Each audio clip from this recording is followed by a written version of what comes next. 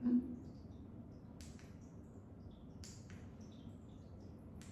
ាទវិសុប្រិយមិត្តជាទីគោរពថ្ងៃនេះខ្ញុំសូមធ្វើបទបង្ហាញស្ដីពី ICJ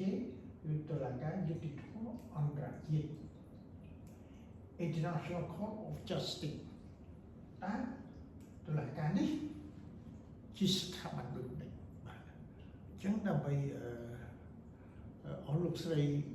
អាចថាឆែកមើលនៅក្នុង UN Charter ទៅលោកអូស្រីនឹងបើកមើលប៉ុន្តែក៏ថាខ្ញុំបង្ហាញថាមាត្រា92ធម្មនុញ្ញសហប្រជាជាតិនៅក្នុងធម្មនុញ្ញសហប្រជាជាតិគេនិយាយពីតុលាការ ICJ កំណត់នៅក្នុងហ្នឹងហើយបានគេមានលក្ខន្តិកៈដោយឡែកមួយទៀតគឺលក្ខន្តិកៈនៃ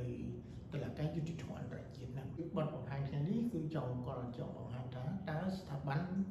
តុលាការយុត្តិធម៌អន្តរជាតិនឹងជាស្ថាប័នប្រភេទណារបស់អង្គការសហជាតិបាទតុលាការយុត្តិធម៌អន្តរជាតិគឺជាស្ថាប័នដ៏មានសារៈសំខាន់មួយក្នុងចំណោមស្ថាប័នទាំង6របស់អង្គការសហជាតិខ្ញុំពិសេសអង្គការសហជាតិចឹងលោកស្រីបើសិនជាអាចទេលោកស្រីបើកនៅ search នៅក្នុង Google ទៅយើងលើកឃើញថាធម្មវិសាវិជាហើយយើង scroll មើលមកពីលើចុងក្រោមមកដល់មាត្រា92នេះបាទមាត្រា92ធម្មវិសាវិបច្ចុប្បន្នដែលប្រគល់ទូនីតិដ៏សំខាន់នេះឲ្យតុលាការយុត្តិធម៌អន្តរជាតិដើម្បីធ្វើការឲ្យបាទ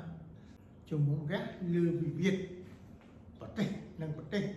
ឬក៏ប្រទេសជាមួយនឹងអ្នកវិនិយោគអន្តរជាតិមួយចំនួនក៏ស្ថិតនៅក្នុងយុត្តាធិការរបស់តុលាការយុត្តិធម៌អន្តរជាតិដែរហើយក្នុងករណីនេះតុលាការអន្តរជាតិក៏ក្រៅពីធ្វើសេចក្តីសម្រេចតាមបែបតុលាការមួយទៀតធ្វើសេចក្តីសម្រេចបែបមជ្ឈត្តកម្មក៏បានដែរបាទអញ្ចឹងក្រៅពីនឹងទៀតគឺថាមានសិទ្ធិសម្រេចដោយតុលាការហើយមួយទៀតគឺមានសិទ្ធិផ្ដល់យោបល់ផ្នែកច្បាប់ផ្ដល់យោបល់ផ្នែកច្បាប់ទៅឲ្យពីណាបាទទៅឲ្យស្ថាប័នទាំង5ណានៅក្នុង6នោះមានមហាសន្និបាតអង្គការសហជាតិក្រុមប្រឹក្សាសន្តិសុខអង្គការសហជាតិក្រុមប្រឹក្សាដែនអធិបតេយ្យឬក៏គេសេថាក្រុមប្រឹក្សាទំនុកចិត្តណាក្រុមប្រឹក្សាសេដ្ឋកិច្ចនិងសង្គមហើយមួយទៀតគឺលេខាធិការដ្ឋានអង្គការសហជាតិ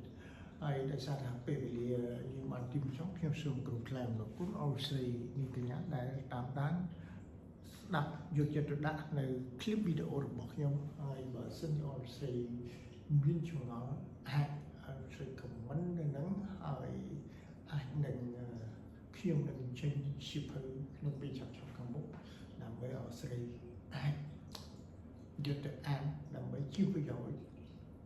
ដល់អរស្រីផងដើម្បីជាប្រយោជន៍ដល់